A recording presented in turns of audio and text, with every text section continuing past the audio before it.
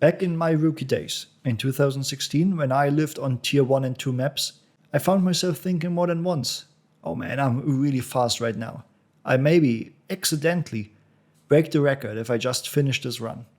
I just had my other runs to compare to, and every once in a while I got a good board or cut a corner really close. I thought, surely there's nobody that has hit this speed or this sharp line ever before, and the timer, just by chance, will display a big minus, and my name as the new record holder of this stage or map. And eventually, by some heavenly guidance, I was able to control all this crazy speed and not touch the wall and actually finish this insane run that I put so much hope in. Just to see that, even though improving my own personal record by multiple seconds, still being light years away from anything close to the record. Fast forward 8 years and over 2,000 surf hours later, I know today that this is not at all how records work.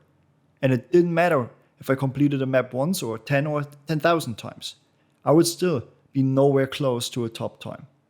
Nowadays, just marginally closer to the record, I have to realize that I will never become a record holder. Because I finally understand now what it takes to get a world record in surf. While luck may play a role on some maps, no luck in the world will replace precision, game and map understanding, consistency, endurance, and patience needed for a world record. Precision to gain and retain as much speed as possible and surf the sharpest line available. Game and map understanding in order to know how to board each ramp and where to sacrifice a short-term time advantage to keep just a handful more units for the rest of the map. Consistency, endurance, and patience, because nobody gets a record on the first attempt, and most likely not on the second or third either. Grinding is a big, time-intense part in order to gain the knowledge of the map, to obtain the precision necessary, and then to finally put it all together for the one perfectly executed run that hopefully results in breaking the record. To get a first-hand view of such an experience, I reached out to William right after I met him, grinding on surf tendies, practicing for world record attempts. He agreed to share some insights to his approach and his mind during the hunt for the highly competitive record.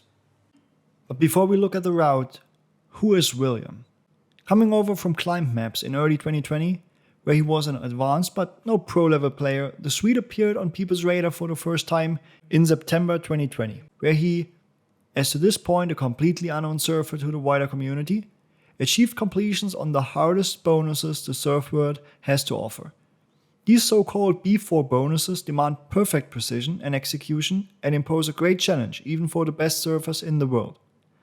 William completed 4 B4 as the 14th player to ever do so, was the 32nd player to ever complete Facility B4, and only the 5th player to beat fiellu B4, which is, to this day, considered the most difficult unit bonus in existence. And remember, this was all within the first couple of months into William's surf career. He furthermore caught the community's attention by completing some of these B4 bonuses back to back, or even 4 times in a row without failing between attempts. Over the course of the next 4 years, William would establish himself not only as a unit surf prodigy by setting bonus records on aforementioned B4 bonuses, but also rose to be one of the best trick surfers in the world.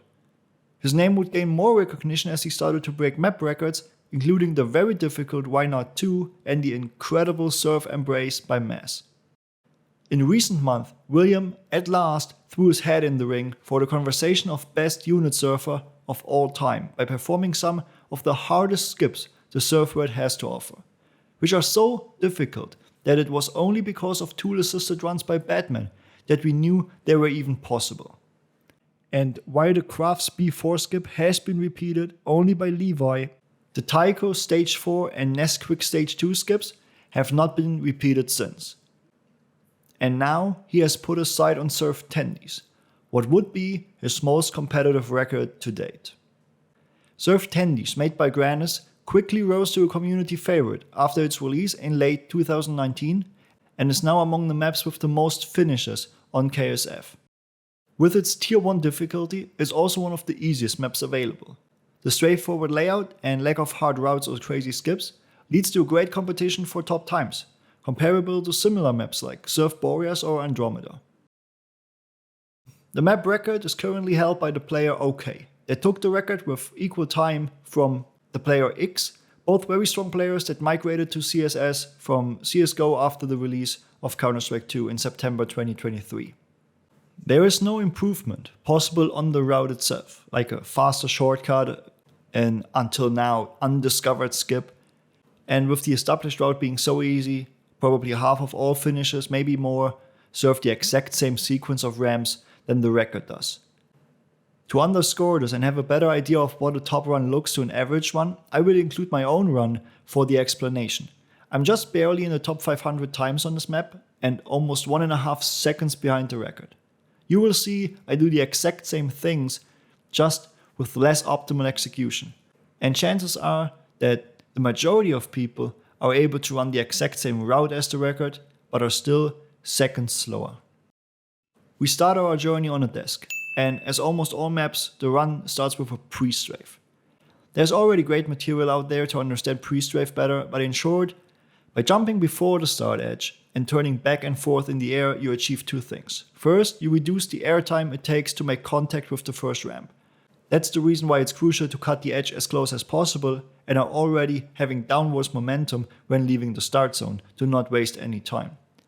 Secondly, by air strafing before the timer starts, you begin your run with more speed than just jumping forward, as air strafing gains speed and you already completed 2 turns at the time you exit the start zone.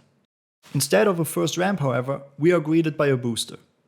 Most boosters in Source boost you by a certain amount of units in just one direction, and in this case it's towards the ramps. Do not make this too complicated. Just make sure at the moment you touch the booster, you are moving towards the door. After a clean board on ramp 1 where you make contact with the ramp as soon as possible, you are already approaching second ramp followed by the first obstacle, the stair safety gate. In order to go as flat as possible over the gate, you will have to board the second ramp high, not to go lower than, let's say, half or even higher, and then leave while avoiding the gate as close as possible. By pressing crouch, the player model basically drags in its legs, which results in an 8.5 unit higher player box. And while 8.5 units is not really much, for such a competitive map, where 1/100th of a second can make the difference between rank 10 and world record, the top players do not want to miss out on small differences like that. A similar thing applies to the boarding of ramp 3, which gets crouch boarded. In general, and that is true for every ramp in the entire game of Surf, you want to be as parallel to the ramp's orientation as possible when boarding it, since the greater the deviance from that angle, the less speed you gain, to the point that you actually start losing speed until you come to a full stop if you hit the ramp at a 90-degree angle. Actually gain speed, at least horizontal speed, on the ramps, as the vertical speed has to be converted to horizontal speed on ramps in order to make you faster.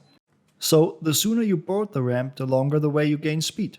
Of course, and we will see this a lot on this map, you might decide to sacrifice the units from a perfect board that starts high and goes all the way to the bottom in order to save time, hit a shortcut, or position yourself better for the next ramp or obstacle. Back to the map.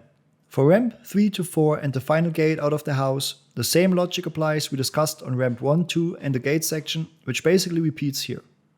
The house door also represents the first checkpoint, in which, by doing what feels like the absolute same as the record, I am already 0.1 seconds behind and 57 units down.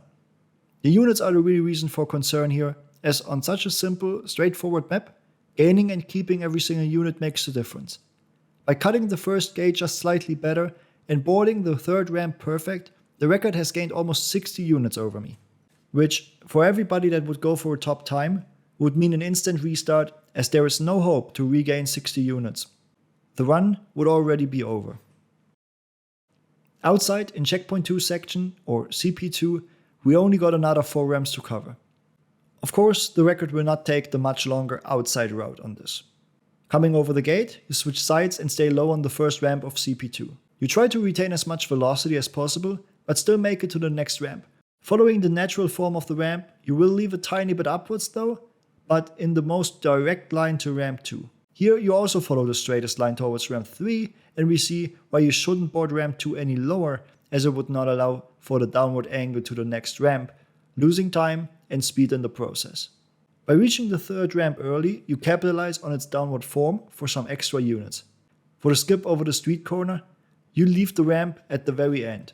As you approach ramp 4 in CP2, try to land as far forward as possible, since surfing horizontally doesn't gain you more units, so there is no advantage spending more time on it.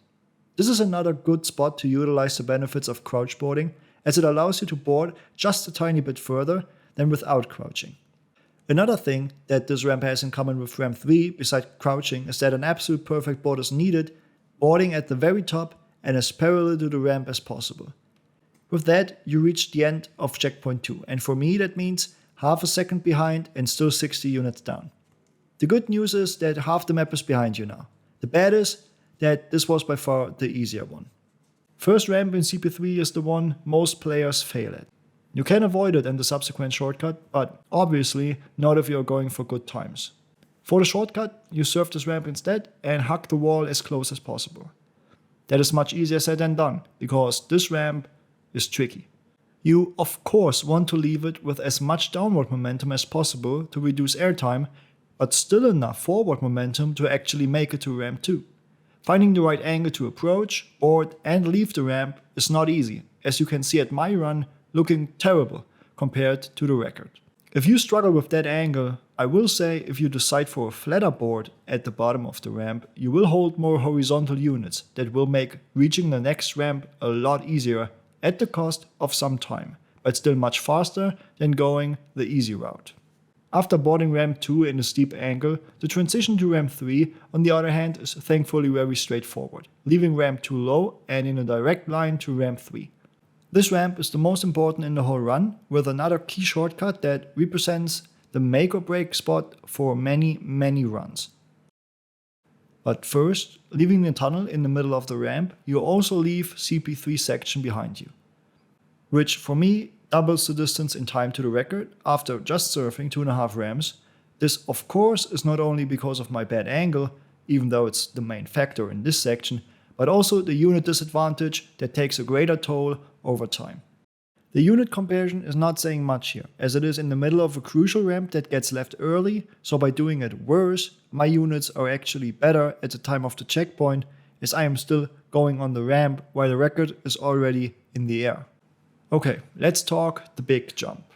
The idea here is to leave early, cut the corners of the balcony and the building as close as possible, with much care for these railings, as they are solid, so you can and will hit them, but they will also obstruct your vision on the next ramp. For a beginner surfer, to land the spin shortcut might feel a little bit harder to do, but this short section separates the reed from the shaft. It's not hard if you just try to land it.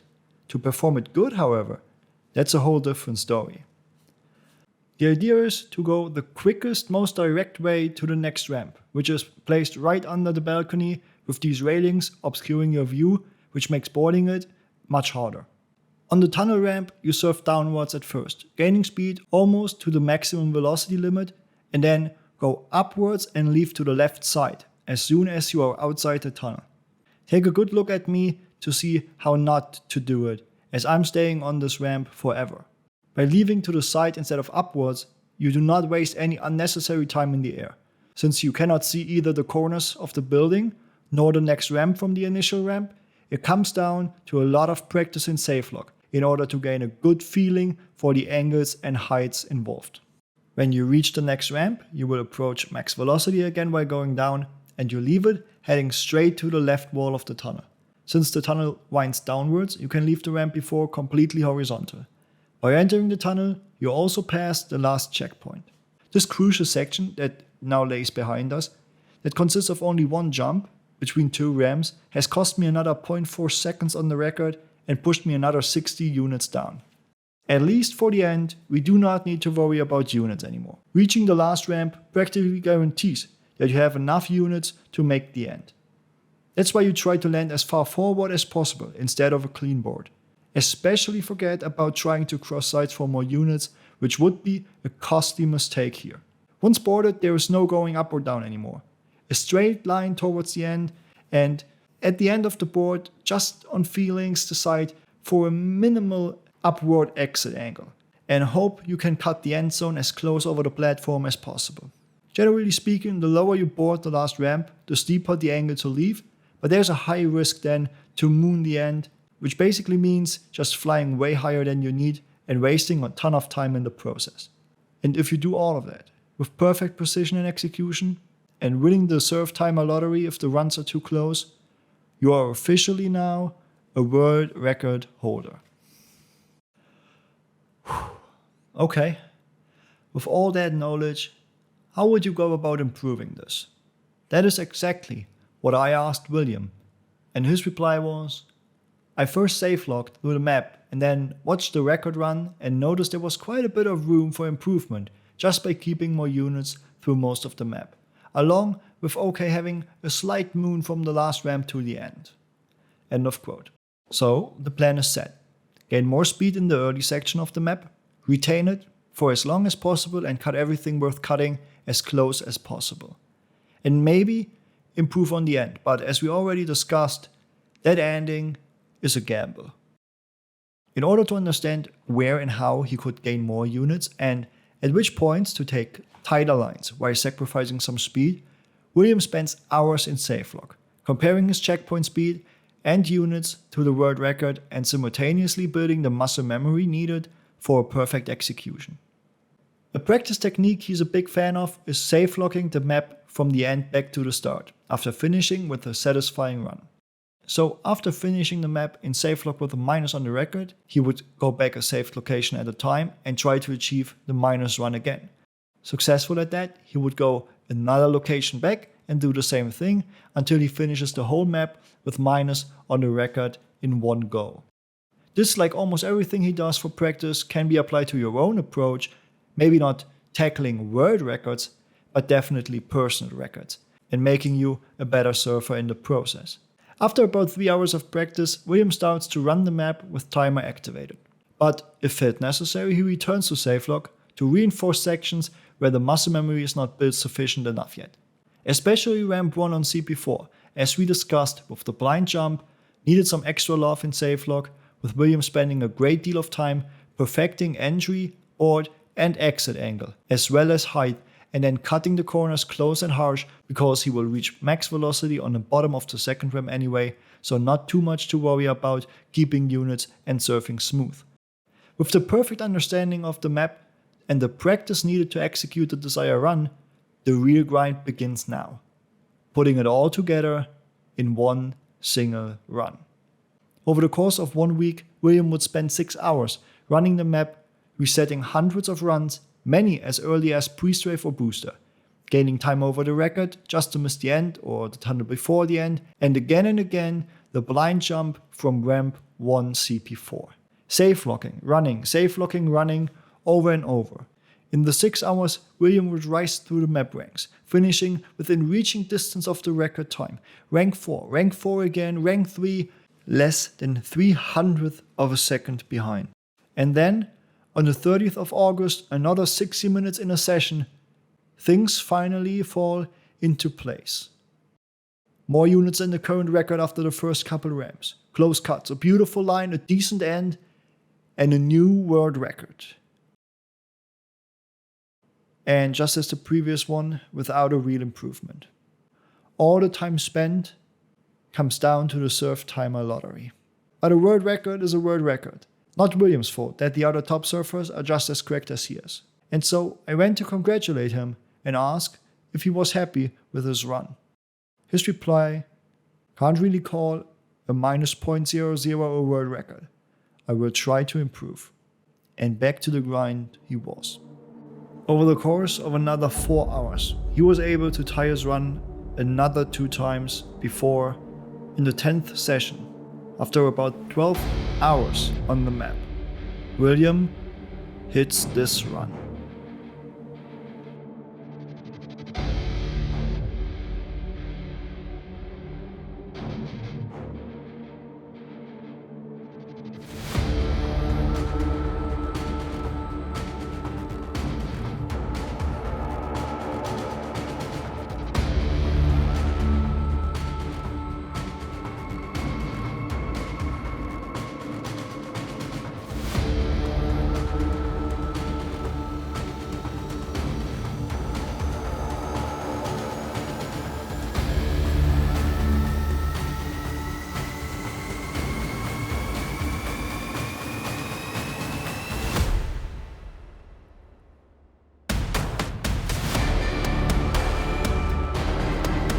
Absolutely impeccable.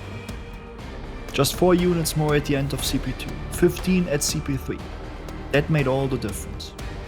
Just one ram, not bordered as high as possible, not left at precisely the right angle, that's 15 units gone. And that is the difference between world record and rank 4. It not only speaks about William, not only about OK and X, but that the top is so tight and so many people compete on this level just shows how competitive world records are and how many surfers are at this crazy level right now of precision and skill.